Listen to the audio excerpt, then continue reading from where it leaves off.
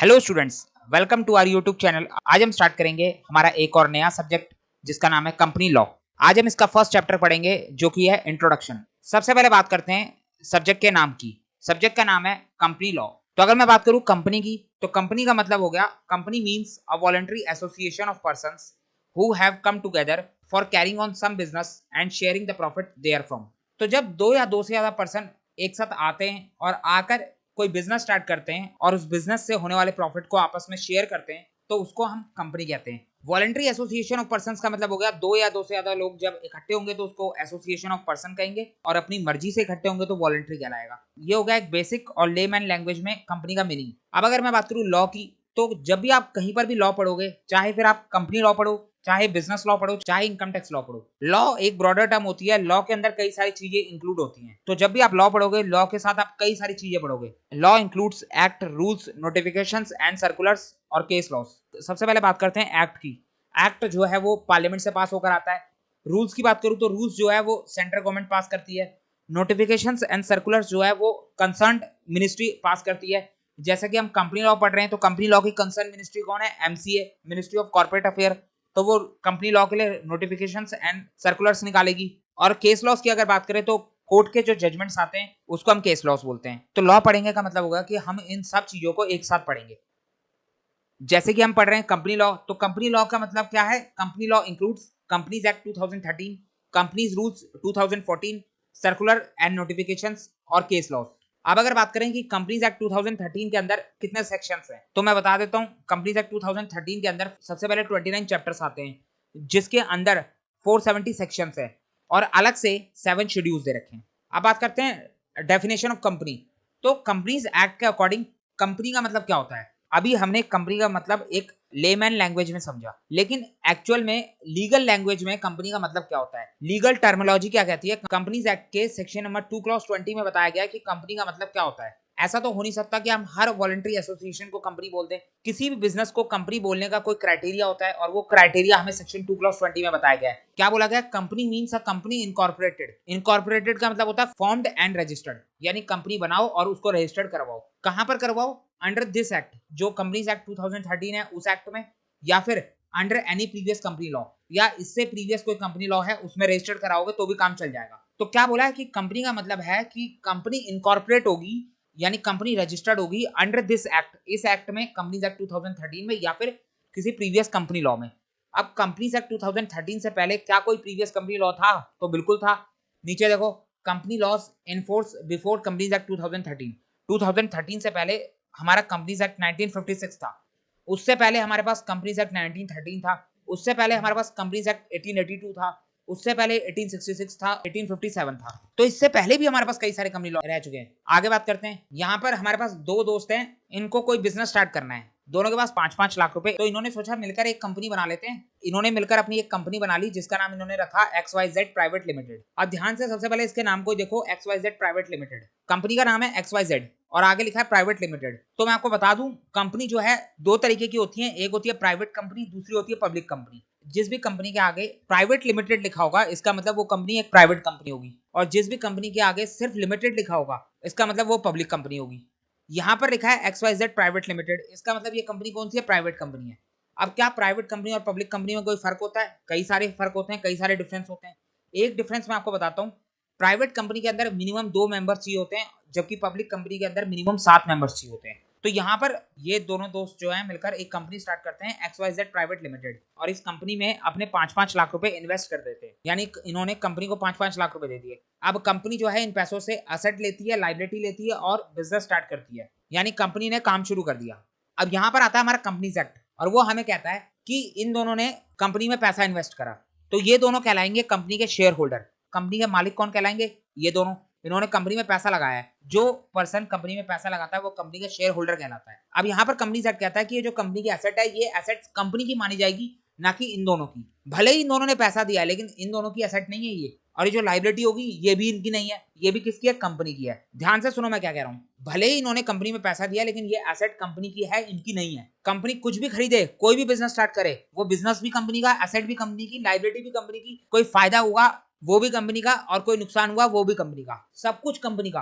तो इन्होंने पैसा क्यों लगाया? ये पागल है जो पैसा लगाया? बिल्कुल नहीं। इन्होंने पैसा इसलिए लगाया क्योंकि ये चाहते थे कि ये एक बिजनेस स्टार्ट करें। तो कंपनी ने इनसे पैसा लिया और उसके बाद कंपनी जो है उस पैसे से बिजनेस करेगी। अब बिजनेस करना है तो एसेट भी परचेज करने पड़ेंगे, लाइबिलिटीज भी इनकर होंगी। तो कंपनी जो है बिजनेस करेगी उन पैसों से और इनको प्रॉफिट कमाकर वापस करेगी। तो कंपनी का काम क्या होता है? शेयर होल्डर से पैसे लेना और उस पैसे से बिजनेस करना और उस बिजनेस से आने वाले प्रॉफिट को वापस शेयर होल्डर को दे देना। तो यहाँ पर कंपनीज एक्ट हमें कहता है कि ना ही ये एसेट शेयर होल्डर की होगी, ना ही लायबिलिटी शेयर होल्डर की होगी और ना ही ये बिजनेस शेयर होल्डर क्या कहलाएगा। सब कुछ कंपनी का होगा, सब कुछ कंपनी के नाम से होगा। ये दोनों लोग इस कंपनी की किसी भी चीज पर अपना हक नहीं जता सकते। उनका हक सिर्फ कंपनी से होने वाले बिजनेस के प्रॉफिट पर है। तो समझ में आ रहा है? अभी इन बातों को आगे भी देखते हुए चलेंगे तब और अच्छे से क्लियर हो जाएगा। अब देखो ये तीन लोग नीचे कौन है? ये कहलाते हैं कंपनी का मैनेजमेंट, यानी वो लोग जो कंपनी चलाएंगे। तो क्या मालिक कंपनी नहीं चलाते? नहीं चलाते, कभी कभी चला भी लेते। यहाँ पर देखो दो लोग हैं, ये कंपनी के मालिक है, कंपनी के ओनर है। इसमें से ये वाला जो है यहाँ पर भी है, यानी मैनेजमेंट का पार्ट भी है। तो शेयर होल्डर कंपनी के मैनेजमेंट का पार्ट हो भी सकता है, नहीं भी हो सकता है। कंपनी चलाने के लिए क्वालिफिकेशन चाहिए, एक्सपीरियंस चाहिए। कंपनी चलाना कोई खेल नहीं है। तो जो प्रोफेशनल्स होते हैं, हाईली क्वालिफाइड होते हैं, वो लोग कंपनी चलाते हैं। तो यहाँ पर कंपनी का मैनेजमेंट अलग है। अगर हम एक एक की बात करें तो हम इंडिविजुअली बोल सकते हैं कंपनी के डायरेक्टर। कंपनी के डायरेक्टर कंपनी चलाते हैं, तो ये लोग कंपनी के डायरेक्टर हैं। और अगर मैं इन तीनों को इकट्ठा करके बोलूं तो कलेक्टिवली ये क्या कहलाएंगे? Board of directors. तो क्लियर हो गया आपको? इतनी बात समझ में आ गई? अब देखते हैं कंपनी के features, characteristics of a company. पीछे जो हमने डायग्राम देखा उसी डायग्राम से हम कंपनी के फीचर्स को रिलेट करते हुए चलेंगे। सबसे पहला फीचर है हमारा इनकॉर्पोरेटेड एसोसिएशन। तो कंपनी एक इनकॉर्पोरेटेड एसोसिएशन होती है। इनकॉर्पोरेटेड का मतलब क्या होता है? Formed and registered. कहां पे रजिस्ट्रेशन कराना है? कंपनीज एक्ट में करवाना है। A company must be incorporated or registered under the Companies Act. Minimum number of members required for this purpose is 7 in case of public company and 2 in the case of a private company. तो public company के अंदर minimum member कितने होते हैं? 7 मैंने आपको बताया, जबकि प्राइवेट कंपनी के अंदर मिनिमम मेंबर कितने चाहिए होते हैं? 2। However, Section 3 of the Companies Act 2013 allow formation of one person company also.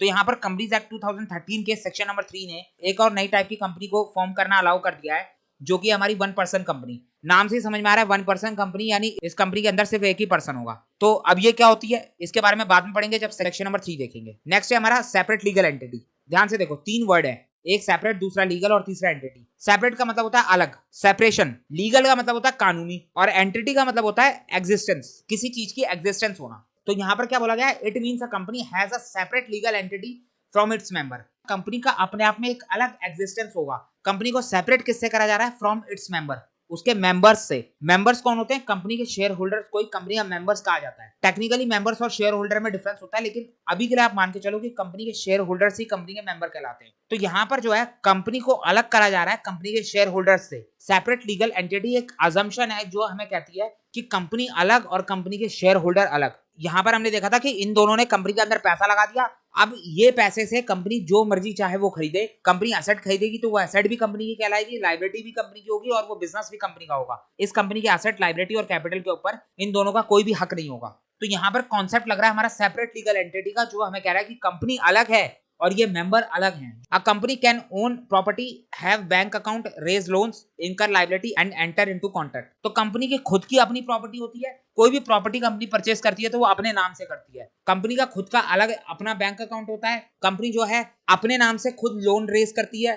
Company के अंदर जो भी लायबिलिटी होती है वो कंपनी की खुद की होती है और कोई भी कॉन्ट्रैक्ट करा जाता है तो वो कंपनी के नाम से ही करा जाता है। It has all legal rights which are separate. तो कंपनी के पास अपने खुद के लीगल राइट होते हैं and the member of a company are not liable for it. और जो कंपनी के मेंबर्स होते हैं वो कंपनी के किसी भी चीज के लिए लायबल नहीं होते। कंपनी अगर कुछ भी करेगी तो उसके लिए कंपनी के मेंबर्स लायबल नहीं होंगे। कौन लायबल होगा? कंपनी खुद लायबल होगी, क्योंकि यहाँ पर हमारा सेपरेट लीगल एंटिटी का कॉन्सेप्ट काम कर रहा है, जो हमें कहता है कंपनी अलग है और मेंबर्स अलग हैं। इसको हम 2 केस लॉस से समझेंगे तब जाके आपको अच्छे से क्लियर होगा। In case of any contract of a company, the company named is used and the contract binds the company not its members. तो कोई भी कॉन्ट्रैक्ट करा जाता है तो उसमें कंपनी का नाम यूज होगा। कॉन्ट्रैक्ट कंपनी के ऊपर बाइंड होगा, ना कि मेंबर्स के ऊपर। 2 केस लॉस देखेंगे हम सेपरेट लीगल एंटिटी के कॉन्सेप्ट को समझने के लिए। पहला है हमारा Salomon versus Salomon company limited और दूसरा होगा lease versus Lee's air farming limited. सबसे पहले Salomon versus Salomon company limited की बात करें तो यहाँ पर केस के फैक्ट क्या है, ध्यान से देखो। एक पर्सन है सैलोमन, वो एक लेदर मर्चेंट है, यानी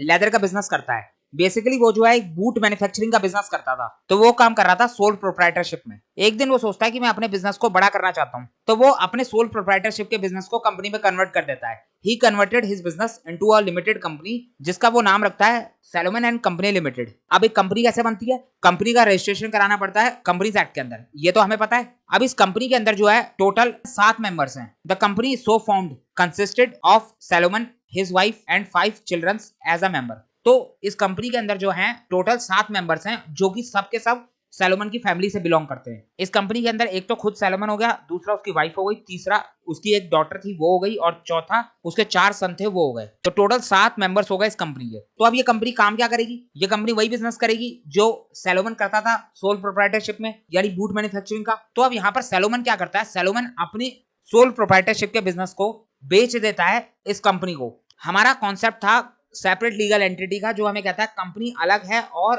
कंपनी का ओनर अलग है। तो यहाँ पर कंपनी को बिजनेस कौन दे रहा है? सैलोमन दे रहा है। तो सैलोमन पैसे के बदले अपना बिजनेस ट्रांसफर कर रहा है इस कंपनी को। तो सैलोमन एंड कंपनी सैलोमन से उसके बिजनेस को परचेज करती है और बदले में उसको पैसा देती है। सिंपल सी बात है, आप किसी से कोई चीज खरीदते हो तो उसके बदले पैसा तो दोगे ही। तो यहाँ पर सैलोमन एंड कंपनी अलग है और सैलोमन अलग है। सैलोमन अपने सोल प्रोप्राइटरशिप के बिजनेस को बेच रहा है इस कंपनी को, तो बदले में कंपनी पैसा तो देगी। तो यहाँ पर कंपनी ने बिजनेस परचेज किया सैलोमन का। Company purchase the business of Salomon for 39,000 pounds. Business कितने में परचेज करा गया? 39,000 पाउंड्स में। अब कंपनी ने सैलोमन को पैसा देना है, तो कंपनी चाहे तो पैसा कैश में दे, चाहे तो किसी और फॉर्म में दे।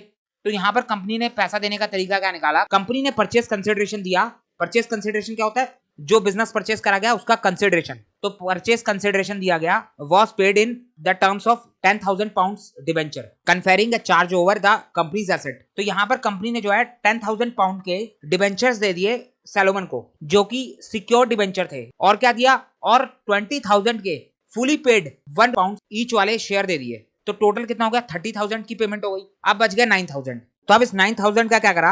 9,000 में से एक एक शेयर दे दिया कंपनी के अदर शेयर होल्डर्स को। कंपनी के अदर शेयर होल्डर कौन थे? जो सैलोमन के फैमिली मेंबर्स थे, तो उनको एक एक शेयर दे दिया। टोटल कितने मेंबर्स थे कंपनी के अंदर? 7, जिसमें से एक सैलोमन खुद हो गया और बच गए 6। तो बाकी के 6 मेंबर्स को all other share holders subscribe for 1 share of each. तो बाकी अदर शेयर होल्डर्स को एक एक शेयर दे दिया। तो यहाँ पर 9,000 में से 6 पाउंड खत्म हो गए, बच गए 8,994। तो यहाँ पर 8,994 का कैश जो है सैलोमन एंड कंपनी ने सैलोमन को दे दिया। तो टोटल 39,000 की पेमेंट हो गई। अब यहाँ पर जो सैलोमन है उसके पास कंपनी के मैक्सिमम शेयर होल्डिंग है, बाकी सबके पास तो एक एक शेयर है। तो सैलोमन ने जो है खुद को कंपनी का मैनेजिंग डायरेक्टर बना दिया। Mister Salomon was also the managing director of a company. अब 2-4 महीने बिजनेस सही चला, लेकिन 1 साल के अंदर अंदर जो है बिजनेस डिफिकल्टीज में आ गया और लिक्विडेशन में चला गया। लिक्विडेशन क्या होता है? बिजनेस को वाइंडिंग अप करने का प्रोसेस होता है, यानी कंपनी बंद करने की नौबत आ गई। The company in less than 1 year ran into difficulties and liquidation proceed commenced. तो कंपनी बंद कैसे होती है? कंपनी का लिक्विडेशन किस तरीके से होता है? जब भी कंपनी बंद होती है तो कोर्ट की तरफ से एक पर्सन को अपॉइंट करा जाता है जो कहलाता है लिक्विडेटर। वो लिक्विडेटर जो है कंपनी के अंदर आता है और कंपनी की एसेट और लायबिलिटीज का हिसाब लगाता है। उसके बाद वो कंपनी के एसेट्स को बेचता है और उससे जितनी भी लायबिलिटी पे ऑफ होती है उसको पे कर देता है। तो यहाँ पर लिक्विडेटर आया, लिक्विडेटर ने हिसाब लगाया।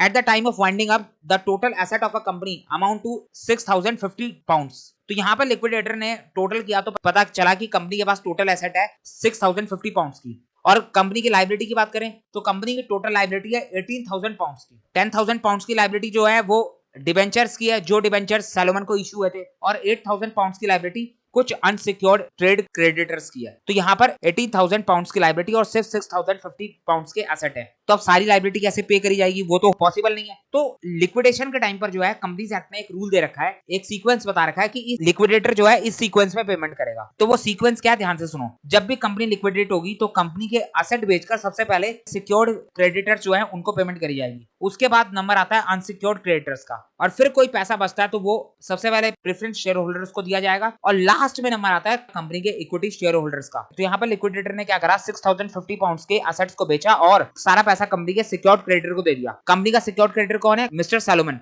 उसके पास कंपनी के सिक्योर डिबेंचर पड़े थे 10,000 पाउंड्स के। अब उसको 10,000 तो मिल नहीं सकते, 6,050 पाउंड्स की एसेट है, तो लिक्विडेटर ने सारा पैसा उठा के 6,050 पाउंड्स सैलोमन को दे दिया। तो अब यहाँ पर जो अनसिक्योर्ड क्रेडिटर्स हैं वो भड़क गए। वो कहने लग गए ऐसे कैसे हो गया? कंपनी सैलोमन की एसेट उसने अपनी एसेट बेच के खुद को ही पैसा दे दिया। अनसिक्योर्ड क्रेडिटर्स ने बोला कि ये जो 6,050 पाउंड्स है ये सारा का सारा हमें मिलना चाहिए। किस ग्राउंड पर? Salomon and his company was one and the same person. Salomon और उसकी कंपनी कोई अलग थोड़ी ना है, दोनों सेम ही तो पर्सन है। दस the Salomon and company limited was mayor agent for Salomon. जो सैलोमन कंपनी लिमिटेड है वो सिर्फ सैलोमन की एक एजेंट है, वो सैलोमन के लिए काम कर रही है। तो अनसिक्योर्ड क्रेडिटर्स ने कोर्ट में केस कर दिया। केस कोर्ट में गया, कोर्ट ने सारी बातों को सुना और जजमेंट सुनाया। कोर्ट ने क्या कहा, it was held that Salomon and company was a real company fulfilling all legal requirements. तो कोर्ट ने कहा कि यहाँ पर जो सैलोमन एंड कंपनी है वो एक रियल कंपनी है, उसने सारी लीगल रिक्वायरमेंट्स पूरी करी है। हमारी कंपनीज एक्ट का एक कॉन्सेप्ट है सेपरेट लीगल एंटिटी का, जो कहता है कि कंपनी अलग है और कंपनी के शेयर होल्डर अलग हैं। तो यहाँ पर सैलोमन एक अलग पर्सन है और कंपनी एक अलग पर्सन है। कंपनी की अपनी अलग से सेपरेट आइडेंटिटी होती है। It has an identity different from its member and therefore the secured debentures were to be paid in priority to the unsecured creditors. तो यहाँ पर लिक्विडेटर ने बिल्कुल सही करा है। सबसे पहले कंपनी के सिक्योर्ड क्रेडिटर्स को पेमेंट होती है। तो यहाँ पर सिक्योर्ड क्रेडिटर्स सैलोमन हो सकता है, उसमें कोई दिक्कत नहीं है। वो एक अलग पर्सन है, कंपनी एक अलग पर्सन है, दोनों को आप सेम नहीं कह सकते। तो ये केस लॉ हमें प्रूव करता है कि कंपनी अलग होती है और कंपनी के मेंबर अलग होते हैं। सैलोमन अलग है और सैलोमन एंड कंपनी लिमिटेड अलग है। एक और केस लॉ देखते हैं, Lee versus Lee's air farming limited. इसके अंदर क्या हुआ था, इसके अंदर भी एक पर्सन था मिस्टर ली, उसने एक कंपनी बनाई लीज एयर फार्मिंग लिमिटेड। अब ये एयर फार्मिंग कंपनी क्या होती है, ये कंपनी न्यूजीलैंड की थी। तो वहां पर क्या होता है, इंडिया में तो नहीं होता ये सब, लेकिन न्यूजीलैंड में क्या होता है कि जो फार्मिंग होती है उसमें पेस्टिसाइड्स और सीड्स डाले जाते हैं, वो एयरप्लेन से डाले जाते हैं, यानी प्लेन से डाले जाते हैं। तो प्लेन जाता है और ऊपर से पेस्टिसाइड्स और सीड्स को डालता जाता है। तो इस कंपनी का भी यही काम था। Lease and air farming limited एक कंपनी बना दी मिस्टर ली ने, और उस कंपनी ने टोटल 3000 शेयर इशू करे थे, जिसमें से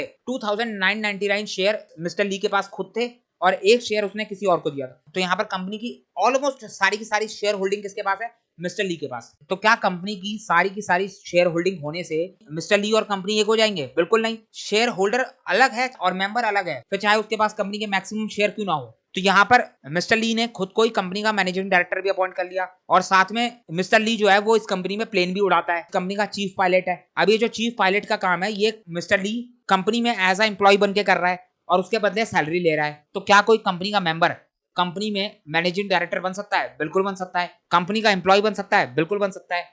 भाई कंपनी अलग है और कंपनी के मेंबर्स अलग हैं, दोनों सेपरेट पर्सन है। तो अब एक दिन क्या होता है, प्लेन उड़ाते उड़ाते अचानक प्लेन क्रैश हो जाता है, जिसमें मिस्टर ली की डेथ हो जाती है। He died in the air crash. तो उसकी डेथ हो गई। तो अब इस केस में जो मिस्टर ली की विडो होती है, his widow claimed compensation on the plea that mister Lee was an employee of the company. तो यहाँ पर जो मिसेस ली है वो इंश्योरेंस कंपनी के पास जाती है और इंश्योरेंस कंपनी के पास जाके मिस्टर ली का कंपनसेशन क्लेम करती है। मिस्टर ली जो है वो कंपनी में एज अ चीफ पायलट भी काम कर रहा था, यानी वो कंपनी का एम्प्लॉय था, और हर कंपनी के एम्प्लॉय का इंश्योरेंस हो रखा होता है as per workman compensation act के अकॉर्डिंग। तो मिस्टर ली का भी इंश्योरेंस हो रखा था। तो उसी इंश्योरेंस का कंपनसेशन लेने के लिए मिसेस ली इंश्योरेंस कंपनी के पास जाती है और जाके कंपनसेशन क्लेम करती है। तो यहाँ पर इंश्योरेंस कंपनी मिसेस ली की सारी बातों को सुनती है और सुनने के बाद कंपनसेशन देने से मना कर देती है और बोलती है कि जो मिस्टर ली था वो खुद ही कंपनी का ओनर था और वो खुद ही कंपनी का एम्प्लॉय था। ऐसे कैसे हो जाएगा?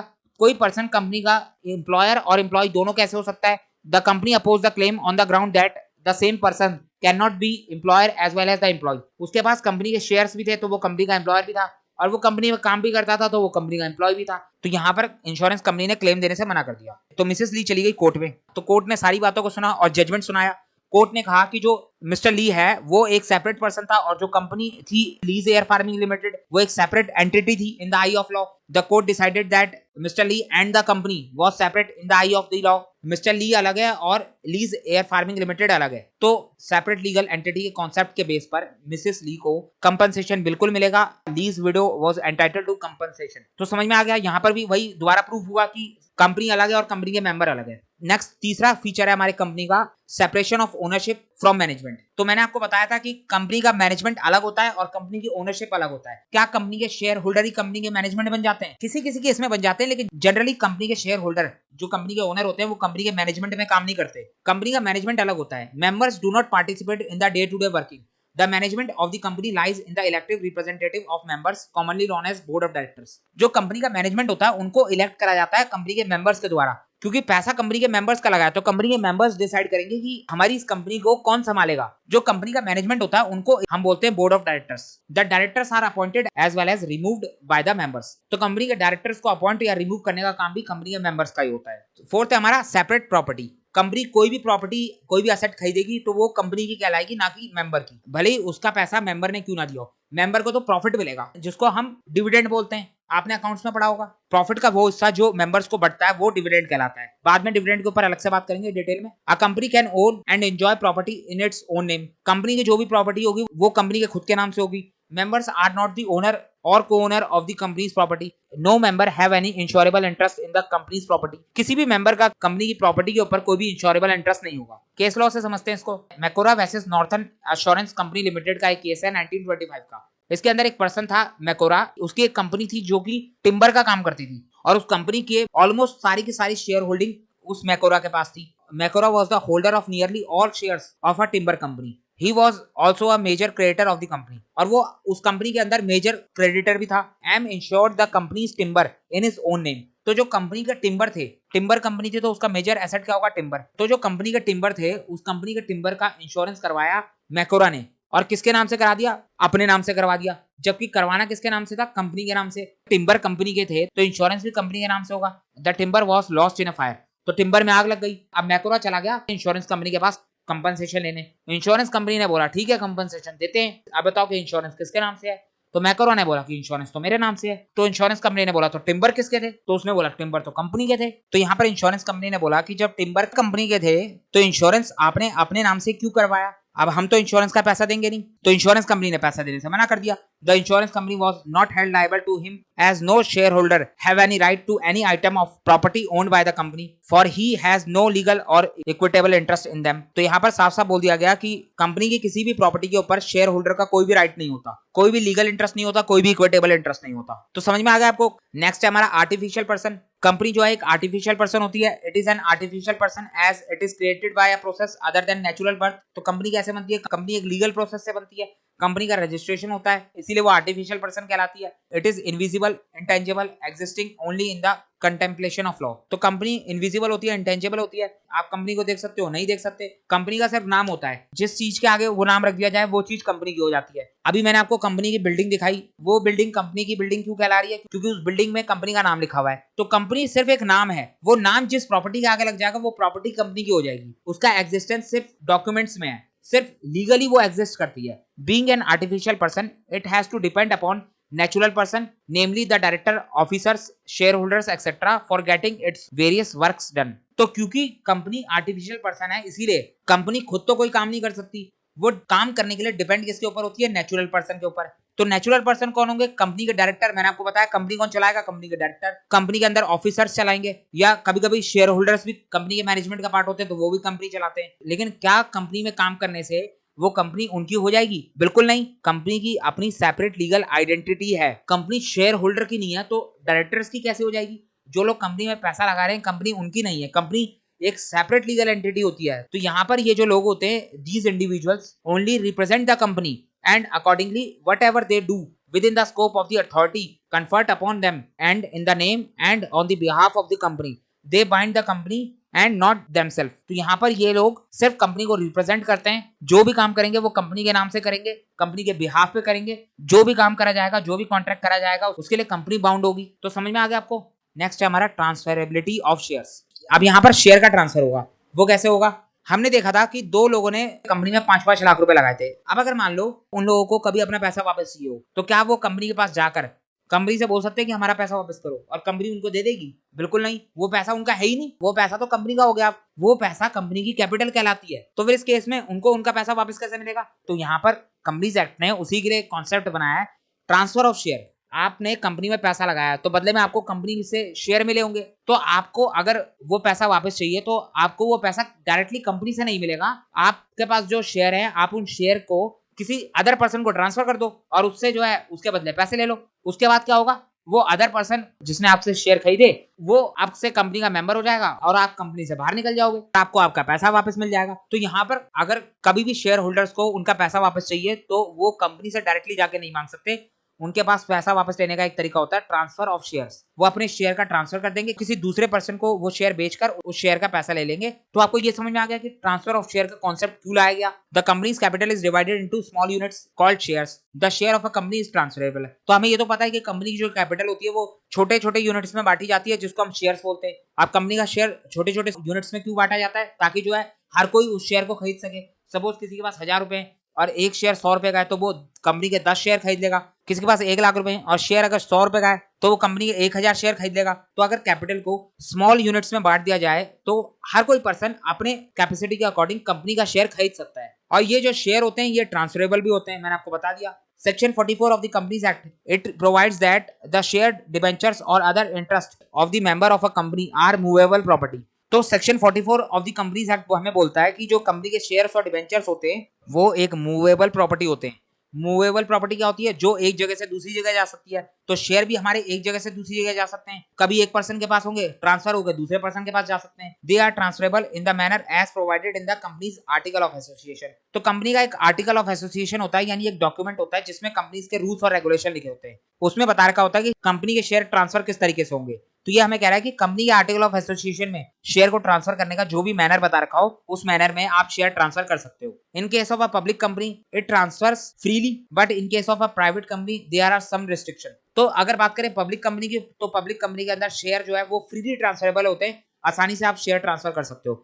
लेकिन प्राइवेट कंपनी के शेयर जो है वो फ्रीली ट्रांसफरेबल नहीं होते। प्राइवेट कंपनी के शेयर ट्रांसफर हो जाएंगे, लेकिन कुछ रिस्ट्रिक्शन के साथ ट्रांसफर होंगे। तो वो रिस्ट्रिक्शन भी कहां पर मिलेगी आपको, कंपनी के आर्टिकल ऑफ एसोसिएशन में मिलेगी। तो प्राइवेट कंपनी और पब्लिक कंपनी का टॉपिक हम बाद में पढ़ेंगे, हमारा अलग से चैप्टर है प्राइवेट और पब्लिक कंपनी का, वहां पर बहुत डिटेल में डिस्कस करेंगे। नेक्स्ट है हमारा limited liability. Members liability depend upon the type of company. तो यहाँ पर जो मेंबर की लायबिलिटी होती है वो डिपेंड किसके ऊपर करती है, कंपनी के टाइप के ऊपर। जिस टाइप की कंपनी होगी उसके अकॉर्डिंग मेंबर्स की लायबिलिटी होती है। अगर लायबिलिटी के बेसिस पे बात करें तो हम कंपनी को दो तरीके से डिवाइड कर सकते हैं, एक लिमिटेड कंपनी, दूसरी अनलिमिटेड कंपनी। और लिमिटेड कंपनी को भी आगे फर्दर 3 कैटेगरी में बांटा जा सकता है। एक होती है हमारी लिमिटेड बाय शेयर्स, दूसरी होती है लिमिटेड बाय गारंटी, और तीसरी होती है limited by guarantee and having share capital. तो एक लिमिटेड हो गई जिसके अंदर फर्दर 3 है, और एक हो गई अनलिमिटेड कंपनी। अब लिमिटेड बाय शेयर्स का मतलब क्या हो गया, ऐसी कंपनी जिसके अंदर मेंबर्स की लायबिलिटी लिमिटेड होती है। सपोज आपके पास 10,000 रुपए है और आप रिलायंस के शेयर खरीदने जाते हो, एक शेयर 100 रुपए का है, तो आप रिलायंस के कितने शेयर खरीद पाओगे, 100 शेयर। तो आपने रिलायंस के 100 शेयर्स खरीद लिए। तो यहाँ पर रिलायंस आपसे मैक्सिमम कितना पैसा ले सकती है,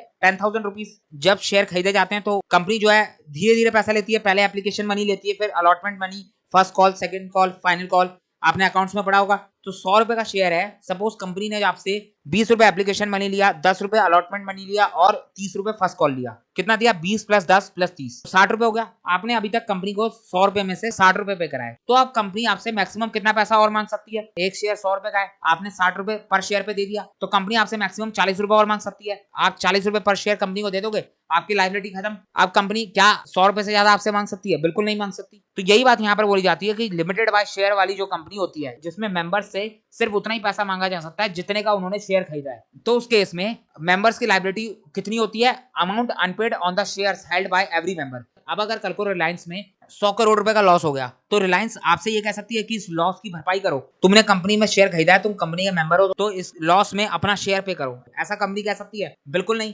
क्योंकि जो लॉस हुआ है वो कंपनी को हुआ है, और कंपनी अलग है और मेंबर अलग है। तो यहाँ पर कंपनी लिमिटेड बाय शेयर में शेयर होल्डर की लायबिलिटी सिर्फ उतनी होती है जितने के शेयर उन्होंने खरीदे होते हैं। जो अनपेड अमाउंट होगा उसको वो पे कर देंगे। समझ में आ गया। दूसरा है हमारा कंपनी लिमिटेड बाय गारंटी। तो अब ये एक ऐसी कंपनी होती है जहां पर कंपनी के मेंबर जो है कंपनी को एक पर्टिकुलर अमाउंट पे करने की गारंटी देते हैं। वो पहले ही बता देते हैं एक पर्टिकुलर अमाउंट कि हम कंपनी को इतनी अमाउंट पे कर देंगे, तो मेंबर्स की लायबिलिटी कितनी होगी, जितनी गारंटी अमाउंट उन्होंने करी होगी। लेकिन ये लिमिटेड बाय गारंटी वाली कंपनी के अंदर कंपनी मेंबर्स से गारंटेड अमाउंट कब रिकवर कर सकती है, सिर्फ एक बार जब कंपनी वाइंडिंग अप होगी। जब कंपनी के ऊपर कोई मुसीबत आएगी, कंपनी बंद होने के समय आएगा, उसी टाइम पर कंपनी जो है गारंटी वाली अमाउंट मेंबर्स से मांग सकती है। जबकि ऊपर लिमिटेड बाय शेयर वाली कंपनी वो जो है किसी भी वक्त मेंबर्स से अनपेड अमाउंट क्लेम कर सकती है। वहां पर वाइंडिंग अप का इंतजार करने की जरूरत नहीं है। जितने के शेयर आपने खरीदे हैं उतने की अनपेड अमाउंट जो भी आपकी बनती है वो आप पे करोगे, कंपनी कभी भी आपसे मांग सकती है। लेकिन गारंटी वाली कंपनी जो होती है लिमिटेड बाय गारंटी, उसमें अमाउंट जो गारंटी करी जाती है वो सिर्फ वाइंडिंग अप का टाइम पे ही मांगी जा सकती है।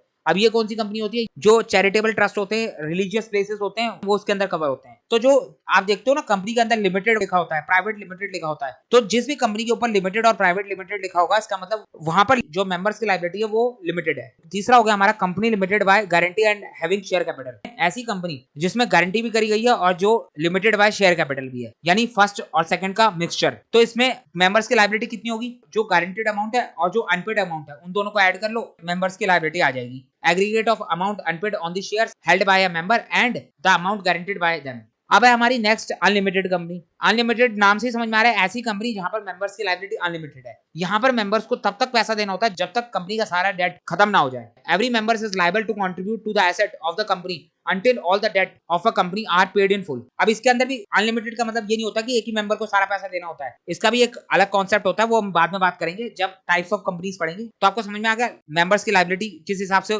डिसाइड होती है। नेक्स्ट है हमारा परपेचुअल सक्सेशन। कंपनी पर्सन जरूर है लेकिन नेचुरल पर्सन नहीं है, कंपनी एक आर्टिफिशियल पर्सन है और एक इनकॉर्पोरेटेड कंपनी कभी नहीं मरती। An incorporated company never dies except when it is wound up as per law. तो कंपनी बंद हो सकती है लेकिन कभी भी डाई नहीं हो सकती। आप ये नहीं कह सकते कंपनी मर गई। कंपनी बनी कैसे है, लॉ से बनी है, लॉ के प्रोसेस से बनी है। तो कंपनी खत्म कैसे होगी, लॉ के प्रोसेस से ही खत्म होगी। उसके अलावा कंपनी किसी भी तरीके से खत्म नहीं हो सकती। It never dies nor the life of it depend upon the life of the member. Company की लाइफ कभी भी कंपनी के मेंबर्स की लाइफ के ऊपर डिपेंड नहीं करती। कंपनी के अंदर अगर सारे के सारे मेंबर्स भी मर गए तो भी कंपनी खत्म नहीं होगी, कंपनी तब भी चलती रहेगी। कंपनी के अगर सारे मेंबर्स की डेथ हो जाती है तो उस केस में हमारा कॉन्सेप्ट आता है ट्रांसफर ऑफ शेयर का। अगर सभी मेंबर्स की डेथ हो जाती है तो उनके शेयर्स ट्रांसफर हो जाएंगे उनके लीगल रिप्रेजेंटेटिव के पास और फिर अब से वो लीगल रिप्रेजेंटेटिव ही कंपनी के नए मेंबर कहलाएंगे। तो कंपनी की लाइफ कभी भी कंपनी के मेंबर्स के ऊपर डिपेंड नहीं करती। मेंबर्स चले जाएंगे, शेयर ट्रांसफर हो जाएंगे। मेंबर्स की डेथ हो जाएगी तो शेयर का ट्रांसमिशन हो जाएगा। ध्यान से सुनो, यहाँ पर ट्रांसमिशन वर्ड आता है। जब मेंबर्स की डेथ होने के बाद शेयर ट्रांसफर होते हैं तो उसको बोलते हैं हम ट्रांसमिशन ऑफ शेयर। और जब मेंबर्स अलाइव होते हैं और अलाइव में अगर वो शेयर को ट्रांसफर करते हैं, अलाइव में शेयर को बेचते हैं किसी दूसरे पर्सन को, तो उसको हम बोलते हैं transfer of share. It is incorporated by law and only by the process of law. तो कंपनी बनी लॉ से है तो खत्म भी लॉ के प्रोसेस से ही होगी। It is not affected by the death, mental disorder और the retirement of any of its member. It is generally said that member may come and go but the company goes on forever. Generally यही कहा जाता है कि members आते और जाते रहेंगे लेकिन कंपनी हमेशा चलती रहेगी। दस द कंपनी नेवर डाइज। यहाँ पर डस लिखा है, डाइज कर लेना। नेक्स्ट है हमारा कॉमन सील। कॉमन सील क्या होता है, कंपनी के स्टैंप को बोला जाता है कॉमन सील। आपको पता है कंपनी की स्टैंप होती है, कंपनी के हर डॉक्यूमेंट में कंपनी की स्टैंप लगेगी, तब हम कह सकते हैं कि ये डॉक्यूमेंट को कंपनी ने ऑथराइज करा है, ये कंपनी के ओरिजिनल डॉक्यूमेंट है। A company is an artificial person and it does not have hands like a human being so it can not be sign any document personally. तो company जो है document के ऊपर तो साइन कर नहीं सकती, कंपनी एक आर्टिफिशियल पर्सन है, उसके पास हाथ तो है नहीं। Every company has its common seal which works as its signature. तो कंपनी की कॉमन सील कंपनी के सिग्नेचर का काम करती है। The document within a company is authorized by the common seal। अब 2015 के अंदर जो है कॉमन सील को लेकर एक अमेंडमेंट आई in the companies amendment act 2015। The common seal has been made optional. इस अमेंडमेंट के आने के बाद कंपनी के अंदर कॉमन सील जो है वो ऑप्शनल हो गई। अब कंपनी की मर्जी है, कंपनी चाहे तो अपने पास कॉमन सील रखे या ना रखे। तो कॉमन सील के बदले क्या होगा, in case of a company does not have a common seal the authorization shall be made by the two directors और by a director and the company secretary whenever the company has appointed a company secretary। तो अगर जिस company में common seal नहीं होगी उस company में क्या होगा, उस कंपनी में अगर कंपनी सेक्रेटरी नहीं है तो दो डायरेक्टर साइन कर देंगे, लेकिन अगर कंपनी के अंदर कंपनी सेक्रेटरी है तो एक डायरेक्टर साइन करेगा और एक कंपनी सेक्रेटरी साइन करेगा। तो इनके साइन करने से भी काम चल जाएगा। तो समझ में आ गया। लास्ट है हमारा कैपेसिटी टू स्यू और बी स्यूड। सिंपल सा मतलब है कंपनी अपने नाम से किसी के ऊपर भी केस फाइल कर सकती है और कोई भी अदर पर्सन कंपनी के ऊपर कंपनी के नाम से केस फाइल कर सकता है। तो ये हो गए हमारे फीचर्स ऑफ कंपनी या फिर आपका कैरेक्टरिस्टिक्स ऑफ कंपनी। लास्ट में एक छोटा सा नोट लिखा है, the company being a legal person is not a citizen under the citizenship act 1955। तो कंपनी एक पर्सन होती है लेकिन कौन सी पर्सन होती है, आर्टिफिशियल पर्सन। कंपनी कोई ह्यूमन बीइंग नहीं है, कंपनी एक आर्टिफिशियल पर्सन है, उसकी एग्जिस्टेंस सिर्फ इन द आई ऑफ लॉ है। तो हमारा जो सिटीजनशिप एक्ट है जो इंडिया के हर पर्सन को सिटीजनशिप देता है, तो वो एक्ट कहता है कि कंपनी की सिटीजनशिप नहीं होगी। सिटीजनशिप एक्ट कंपनी को कोई सिटीजनशिप नहीं देगा क्योंकि कंपनी कोई नेचुरल पर्सन नहीं है। सिटीजनशिप हमेशा सिर्फ नेचुरल पर्सन को मिलती है, आर्टिफिशियल पर्सन को नहीं मिलेगी। हाँ, लेकिन कोर्ट ने एक डिसीजन सुनाया था, कोर्ट ने एक जजमेंट सुनाया था, उसमें क्या कहा गया था, As per the judicial decision, it was established that a company cannot be a citizen। Company भले ही सिटीजन नहीं है लेकिन it has nationality, domicile and residence। तो कंपनी सिटीजन नहीं होगी लेकिन कंपनी की नेशनैलिटी होगी। तो कंपनी की नेशनैलिटी कैसे डिसाइड होगी, तो जिस कंट्री के अंदर कंपनी का रजिस्टर्ड ऑफिस होगा यानी प्लेस ऑफ बिजनेस होगा, वही कंट्री कंपनी की नेशनैलिटी डिसाइड करेगी। अगर किसी कंपनी का head office place of business India के अंदर है तो वो कंपनी इंडियन कंपनी कहलाएगी, उसकी नेशनैलिटी इंडिया होगी। तो समझ में आ गया। तो हमारा कंपनी का मतलब हमने देख लिया कंपनी के सारे कैरेक्टरिस्टिक्स देख लिए, तो हमारा 60% चैप्टर तो कंप्लीट हो गया। अब हमारा इस चैप्टर के अंदर एक ही कॉन्सेप्ट बचता है, lifting of corporate. Hello students, आज का हमारा टॉपिक है लिफ्टिंग ऑफ कॉर्पोरेट वेल। तो सबसे पहले मैं बात करता हूँ कि ये कॉर्पोरेट वेल क्या होती है, तो इसको डायग्राम से समझते हैं। सबसे पहले अगर मैं विल की बात करूं तो विल का मतलब होता है पर्दा और कॉर्पोरेट का मतलब होता है कंपनी। तो यहाँ पर बात हो रही है कंपनी के पर्दे की। अब ये कंपनी का पर्दा कहाँ से आ गया, यहाँ पर देखो बीच में एक पर्दा लगा हुआ है जिसके आगे कंपनी है और पर्दे के पीछे कंपनी चलाने वाले लोग हैं। कंपनी कौन चलाता है, कंपनी के बोर्ड ऑफ डायरेक्टर्स, और कई बार जो है कुछ कंपनी के मेंबर्स भी कंपनी चलाते हैं, मैंने आपको बताया हुआ है। तो पर्दे के आगे है कंपनी और पर्दे के पीछे है कंपनी चलाने वाले लोग। कंपनी के अंदर जो कुछ भी करा जाता है, जो कुछ भी होता है, वो सब कंपनी के नाम से होता है, ये हमें पता है। आगे से दिखाई दे रहा है कि सब कुछ कंपनी कर रही है, लेकिन अगर हम पर्दे के पीछे जाएं तो क्या पता चलेगा कि कंपनी तो सिर्फ एक आर्टिफिशियल पर्सन है। कंपनी को कौन चला रहा है, पर्दे के पीछे बैठे हुए लोग चला रहे हैं। कंपनी से जो कुछ भी करवाया जा रहा है वो पर्दे के पीछे बैठे हुए लोग करवा रहे हैं, और नाम आ रहा है कंपनी का, क्योंकि कंपनी पर्दे के आगे दिखाई दे रही है, पर्दे के पीछे बैठे हुए लोग दिखाई नहीं दे रहे। क्यों दिखाई नहीं दे रहे, क्योंकि बीच में एक विल लगी है, एक पर्दा लगा है। किस चीज का पर्दा है, ये कॉर्पोरेट का पर्दा है, कंपनी का पर्दा है। इसको बोला जाता है सेपरेट लीगल एंटिटी। याद आया, हमारा कैरेक्टरिस्टिक्स ऑफ कंपनी के अंदर हमने पॉइंट पढ़ा था सेपरेट लीगल एंटिटी, जहां पर हमें क्या बोला था कि कंपनी अलग है और कंपनी के मेंबर्स अलग हैं। जो कुछ भी होगा वो सब कुछ कंपनी के नाम पर होगा।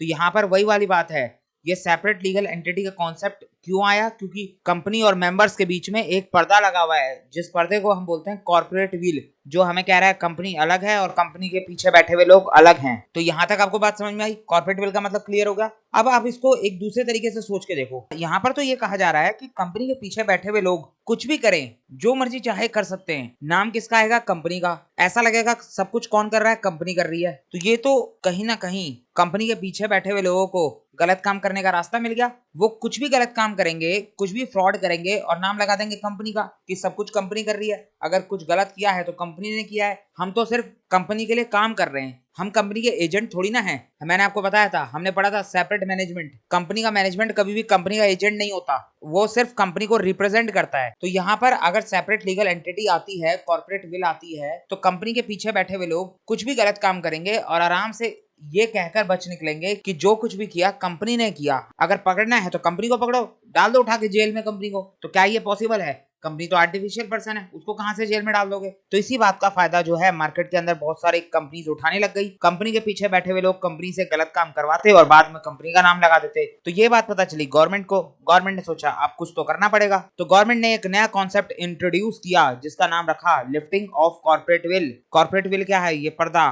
अगर हम इस पर्दे को उठा दें तो फिर तो कॉर्पोरेट वेल की कहानी खत्म हो गई, पर्दे के पीछे बैठे हुए लोग सामने आ जाएंगे। तो यहाँ पर गवर्नमेंट ने यही किया, लिफ्ट कर दिया कॉर्पोरेट वेल को, पर्दा उठा दिया और कंपनी के पीछे बैठे हुए लोग सामने आ गए। पता चल गया किन लोगों ने फ्रॉड करा है, कौन से लोग हैं जो कंपनी के नाम का गलत इस्तेमाल कर रहे हैं। तो कॉर्पोरेट विल लिफ्ट करने का फायदा क्या होता है कि अगर कंपनी में कहीं कुछ फ्रॉड हो रहा है, कुछ गड़बड़ हो रही है, गलत काम करा जा रहा है, तो उस गलत काम करने वाले लोगों को पकड़ा जा सके, पता चले कि आखिर कंपनी के पीछे बैठ के कौन ये गलत काम कर रहा है। तो कंपनी के पीछे बैठा हुआ रियल बेनिफिशियरी को पकड़ने का तरीका है ये लिफ्टिंग ऑफ कॉर्पोरेट विल। तो ये हमारा कॉन्सेप्ट है लिफ्टिंग ऑफ कॉर्पोरेट विल का। लिफ्टिंग की जगह आपको पियर्सिंग भी देखने को मिल सकता है, तो इसका मतलब भी सेम ही होता है। The companies act clarifies that a company is a separate legal entity distinct from its member. तो हमें पता है कि कंपनी जो है एक सेपरेट लीगल एंटिटी होती है जो डिस्टिंक्ट होती है, अलग होती है from its member, but practically it is an association of persons which are beneficial owner of the company and its corporate asset. तो हम सबको पता है कि कंपनी एक आर्टिफिशियल पर्सन है, प्रैक्टिकली कंपनी खुद नहीं काम करती, कंपनी को चलाते हैं कंपनी के पीछे बैठे हुए लोग। और वो कौन होते हैं, वो होते हैं एसोसिएशन ऑफ पर्सन जो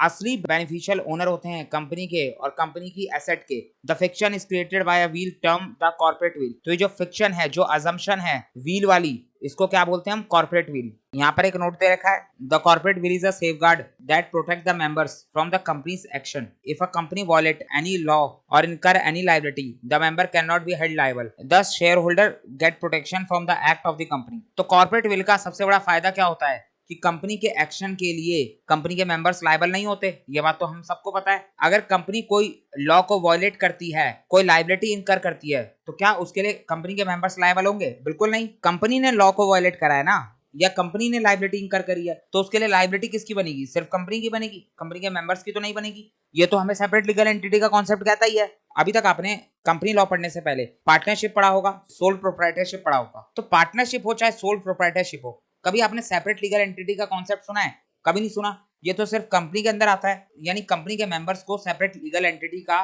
बेनिफिट मिलता है। अब ये बेनिफिट किस तरीके से होता है, ध्यान से सुनो। मैं आपको एक एग्जांपल देता हूं, अब इसको तीनों चीजों में फिट करके देखना, फिर चाहे वो सोल प्रोप्राइटरशिप हो, चाहे पार्टनरशिप हो, चाहे कंपनी हो। अगर कंपनी की एसेट 7 लाख की है और कंपनी की लायबिलिटी 10 लाख की है तो कंपनी को लॉस कितने का हुआ, 3 लाख का। इसी बात को सोल प्रोप्राइटरशिप के बिजनेस में लगा के देखो। अगर सोल प्रोप्राइटरशिप में बिजनेस के एसेट 7 लाख के हों और बिजनेस की लायबिलिटी 10 लाख की हो तो बिजनेस को लॉस 3 लाख का होगा। तो वहां पर क्या बिजनेस करने वाला पर्सन, बिजनेस का मालिक, ये कह सकता है कि ये जो 10 लाख की लायबिलिटी है और ये जो 7 लाख के एसेट है ये बिजनेस की है, इसके लिए मैं पर्सनली लायबल नहीं हूं, ऐसा कह सकता है? बिल्कुल नहीं। सोल प्रोप्राइटरशिप में अगर आपने लायबिलिटी पे नहीं करी तो आपके घर का सामान बिक जाएगा। बिजनेस के मालिक को 10 लाख रुपए पूरे पे करने होंगे, 7 लाख वो एसेट बेचकर पे करेगा और 3 लाख रुपए अपने पर्सनल अकाउंट से पे करेगा। तो वहां पर लायबिलिटी पर्सनल हो जाती है। यही सेम कॉन्सेप्ट पार्टनरशिप के अंदर भी होता है। पार्टनरशिप के अंदर भी लायबिलिटी पर्सनल होती है। अगर सेम चीज पार्टनरशिप में लगाएं, 10 लाख की लायबिलिटी हो और 7 लाख की एसेट हो तो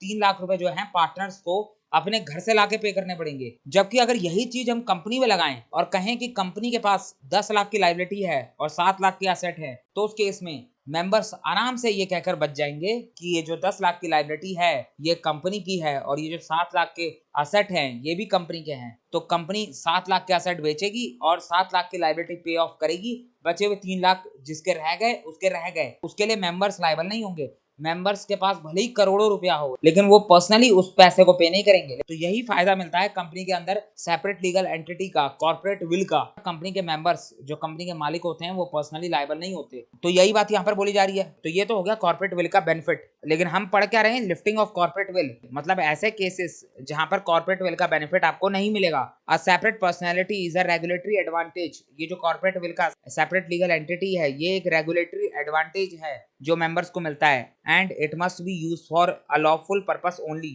और ये जो सेपरेट पर्सनैलिटी का एडवांटेज है ये सिर्फ लॉफुल पर्पस के लिए ही आपको मिलेगा। आप सिर्फ इसको लॉफुल पर्पस के लिए ही इस्तेमाल कर सकते हो। अगर कंपनी के मेंबर्स या डायरेक्टर्स ने कोई अनलॉफुल पर्पस के लिए सेपरेट लीगल एंटिटी के कॉन्सेप्ट का इस्तेमाल किया तो उस केस में कॉर्पोरेट विल को लिफ्ट कर दिया जाएगा। Whenever and wherever this will is used as a means to commit fraud, अगर आपने कभी भी और कहीं पर भी व्हील का इस्तेमाल फ्रॉड करने के लिए किया या फिर कुछ रॉन्ग कंडक्ट करने के लिए किया तो उस केस में individual will not permitted to hide behind the curtain of corporate personality. तो अगर आप कुछ भी फ्रॉड करते हो, कुछ भी गलत काम करते हो तो उस केस में आपको कॉर्पोरेट विल के कर्टेन के पीछे छुपने की परमिशन नहीं मिलेगी। यहाँ पर देखो क्या लिखा हुआ है, इन दिस केस, इस केस में क्या होगा, there is ignorance of the corporate veil concept. अगर आप कुछ गलत करते हो तो कॉर्पोरेट विल कॉन्सेप्ट को इग्नोर करा जाएगा और लिफ्ट कर दिया जाएगा कॉर्पोरेट विल को। देखा जाएगा, look at the person behind the company who are the real beneficiary of the corporate fiction. आखिर इस गलत काम करने के पीछे कौन है, कौन सा वो पर्सन है जिसको रियल में बेनिफिट हो रहा है, कौन इसका रियल बेनिफिशियरी है। तो कॉर्पोरेट विल को लिफ्ट कब करा जाता है, जब कंपनी के अंदर, कंपनी के पीछे बैठे हुए लोग कॉर्पोरेट विल का इस्तेमाल कर कर कुछ गलत काम करते हैं। अब यहाँ पर जो है कंपनीज एक्ट ने हमें 2 सर्कमस्टांसेस बता रखे हैं जहां पर कॉर्पोरेट विल को लिफ्ट करा जाएगा। पहला होता है हमारा स्टैट्यूटरी प्रोविजंस, यानी कंपनीज एक्ट के प्रोविजंस को अगर आप तोड़ते हो, यानी कंपनीज एक्ट के प्रोविजंस को अगर आप फॉलो नहीं करते तो उस केस में आपकी कॉर्पोरेट विल को लिफ्ट कर दिया जाएगा। दूसरा है जुडिशियल इंटरप्रिटेशन, कोर्ट के द्वारा भी कॉर्पोरेट विल को लिफ्ट करा जा सकता है। कोर्ट ने कुछ जजमेंट सुनाए जहां पर कॉर्पोरेट विल को लिफ्ट करा जाता है। तो दोनों को ही हम 1 बाय 1 देखेंगे। सबसे पहले हम देखेंगे जुडिशियल इंटरप्रिटेशन को, उसके बाद हम देखेंगे स्टैट्यूटरी प्रोविजंस को। तो जुडिशियल इंटरप्रिटेशन देखने से पहले हमें 2 टाइप की कंपनियां देखनी है, एक है हमारी होल्डिंग कंपनी, दूसरी है हमारी सब्सिडरी कंपनी। जब हम टाइप्स ऑफ कंपनीज का चैप्टर देखेंगे तो वहां पर हम होल्डिंग और सब्सिडरी के बारे में डिटेल में बात करेंगे। अभी फिलहाल के लिए मैं आपको थोड़ी बहुत बातें बता रहा हूं जितना हमारे इस लिफ्टिंग ऑफ कॉर्पोरेट विल के लिए इंपॉर्टेंट है। तो अगर सबसे पहले मैं बात करूं होल्डिंग कंपनी की, तो होल्डिंग कंपनी को हम पेरेंट कंपनी के नाम से भी जानते हैं। जिस तरीके से आपके पेरेंट्स जो हैं आपका ध्यान रखते हैं, आपको कंट्रोल करते हैं, उसी तरीके से यहाँ पर होल्डिंग कंपनी भी किसी दूसरी कंपनी को कंट्रोल करती है। अब सवाल आता है कि किसको कंट्रोल करती है, तो होल्डिंग कंपनी जो है सब्सिडरी कंपनी को कंट्रोल करती है। यानी यहाँ पर हम एक बात कह सकते हैं कि होल्डिंग कंपनी का मतलब वो कंपनी जो सब्सिडरी कंपनी को कंट्रोल कर रही है और सब्सिडरी कंपनी का मतलब वो कंपनी जो होल्डिंग होल्डिंग कंपनी से कंट्रोल हो रही है। तो ये बात क्लियर हो गई। अब सवाल आता है कि ये कंट्रोल किस तरीके का है, तो यहाँ पर बता रखा है कि कंट्रोल किस तरीके का है। एग्जांपल से समझते हैं इस कंट्रोल को। सपोज ये है हमारे पास होल्डिंग कंपनी और ये है हमारे पास सब्सिडरी कंपनी। होल्डिंग कंपनी है एबीसी लिमिटेड और सब्सिडरी कंपनी है एक्सवाईजेड लिमिटेड। इतना देखकर आपको क्या समझ में आ रहा है कि जो एबीसी लिमिटेड है वो XYZ लिमिटेड को कंट्रोल कर रही है। इतनी बात तो आपको क्लियर हो रही है। अब सवाल आता है कि कंट्रोल किस तरीके का है, किस चीज को कंट्रोल करना है। सब्सिडरी कंपनी के मेजॉरिटी बोर्ड ऑफ डायरेक्टर्स को कंट्रोल करना है। बीओडी का मतलब हो गया बोर्ड ऑफ डायरेक्टर्स। तो अगर एबीसी लिमिटेड XYZ लिमिटेड के मेजॉरिटी बोर्ड ऑफ डायरेक्टर्स को कंट्रोल करती है तो उस केस में एबीसी लिमिटेड होल्डिंग कंपनी कहलाएगी और XYZ लिमिटेड सब्सिडरी कंपनी कहलाएगी। इतनी बात समझ में आ गई। यहाँ पर लिखा हुआ है और या तो मेजॉरिटी बोर्ड ऑफ डायरेक्टर्स को कंट्रोल करना है या फिर एक और चीज बता रखी है, अगर उसको भी कंट्रोल कर लेते हो तो भी काम चल जाएगा, तो भी ये कंपनी सब्सिडरी बन जाएगी। तो वो क्या चीज है, मोर देन 50% वोटिंग पावर। अगर आप किसी कंपनी के मोर देन 50% वोटिंग पावर को कंट्रोल कर लेते हो तो उस केस में भी वो कंपनी सब्सिडरी हो जाएगी और कंट्रोल करने वाली कंपनी होल्डिंग बन जाएगी। यहां से समझो, अगर एबीसी लिमिटेड XYZ लिमिटेड के मोर देन 50% वोटिंग पावर को कंट्रोल कर लेती है तो उस केस में भी XYZ लिमिटेड एक सब्सिडरी कहलाएगी और एबीसी लिमिटेड एक होल्डिंग कंपनी कहलाएगी। अब वोटिंग पावर कहां से आती है, इक्विटी शेयर होल्डर्स से। तो यहां पर हम सिंपली ये कह सकते हैं कि मेजॉरिटी बोर्ड ऑफ डायरेक्टर्स को कंट्रोल कर लिया जाए या फिर 50% से ज्यादा वोटिंग पावर को कंट्रोल कर लिया जाए, दोनों ही केस में कंट्रोल होने वाली कंपनी सब्सिडरी कहलाएगी और कंट्रोल करने वाली कंपनी होल्डिंग कहलाएगी। इतनी बात आपको समझ में आ रही है। यहाँ पर सब्सिडरी का मतलब बताया कि अगर किसी कंपनी का इन दोनों में से कोई भी एक चीज कंट्रोल कर लिया जाए तो वो कंपनी सब्सिडरी कहलाएगी और जो कंपनी कंट्रोल करेगी वो कंपनी होल्डिंग कहलाएगी। होल्डिंग कंपनी का हमारा सेक्शन है सेक्शन 2 क्लॉज 46 और सब्सिडरी कंपनी का सेक्शन है सेक्शन 2 क्लॉज 87। तो जब हम टाइप्स ऑफ कंपनीज पढ़ेंगे तो वहां पर हम बहुत डिटेल में बात करेंगे होल्डिंग और सब्सिडरी के बारे में। अभी फिलहाल के लिए इतने से आपका काम चल जाएगा। आगे बढ़ते हैं। हमने देखा था यहाँ पर दो केसेस हैं जहां पर कॉर्पोरेट विल को लिफ्ट करा जाएगा, एक स्टैट्यूटरी प्रोविजन, दूसरा जुडिशियल इंटरप्रिटेशन। सबसे पहले जुडिशियल इंटरप्रिटेशन को देखते हैं। तो पहला पॉइंट है हमारा determining the true character of the company. इसको हम समझेंगे केस लॉ से। हमारे पास ये केस लॉ है Daimler company limited versus continental tyre and Rubber company, 1916 का ये केस है। इस केस के फैक्ट क्या थे यहाँ पर देखते हैं। एक कंपनी थी हमारी डाइमलर कंपनी लिमिटेड। ये एक जर्मन कंपनी थी। कहां पर थी, जर्मनी में। काम क्या करती थी, ये टायर्स मैन्युफैक्चर करती थी। इसने अपनी एक कंपनी इनकॉर्पोरेट करी ब्रिटेन के अंदर जिसका नाम था एबीसी लिमिटेड। अब यहां से Daimler company limited tyres manufacture करती थी और सप्लाई करती थी इस एबीसी लिमिटेड को, और ये एबीसी लिमिटेड जो है इन टायर्स को ब्रिटेन के अंदर रिटेल मार्केट में बेचा करती थी। अब इस एबीसी लिमिटेड के अंदर सारे के सारे बोर्ड ऑफ डायरेक्टर्स जो थे वो डाइमलर कंपनी लिमिटेड के ही थे और सारे के सारे शेयर होल्डर्स भी इस डाइमलर कंपनी लिमिटेड के ही थे, यानी सभी डायरेक्टर्स और सभी शेयर होल्डर्स जर्मन थे। तो अब इस केस में ये जो एबीसी लिमिटेड है ये तो सब्सिडरी कंपनी हो गई, ये तो डाइमलर कंपनी लिमिटेड की सब्सिडरी कहलाएगी क्योंकि सारे ही बीओडी को कंट्रोल करने की पावर किसके पास है, डाइमलर के पास, और मोर देन 50% वोटिंग राइट्स को कंट्रोल करने की पावर भी डाइमलर कंपनी के पास ही है। तो हम कह सकते हैं कि डाइमलर कंपनी लिमिटेड एक होल्डिंग कंपनी है और एबीसी लिमिटेड एक सब्सिडरी कंपनी है। तो ये टायर बना रही थी और सप्लाई कर रही थी इस एबीसी लिमिटेड को और एबीसी लिमिटेड इसको ब्रिटेन के मार्केट में बेच रही थी। सब कुछ काम सही चल रहा था। अब अचानक जो है 1914 में फर्स्ट वर्ल्ड वॉर डिक्लेयर हो जाती है। अब वर्ल्ड वॉर हुई किसके बीच थी, ब्रिटेन और जर्मन के बीच। अब अगर यहाँ पर बात करें तो डाइमलर कंपनी लिमिटेड जर्मनी में है और उसकी सब्सिडरी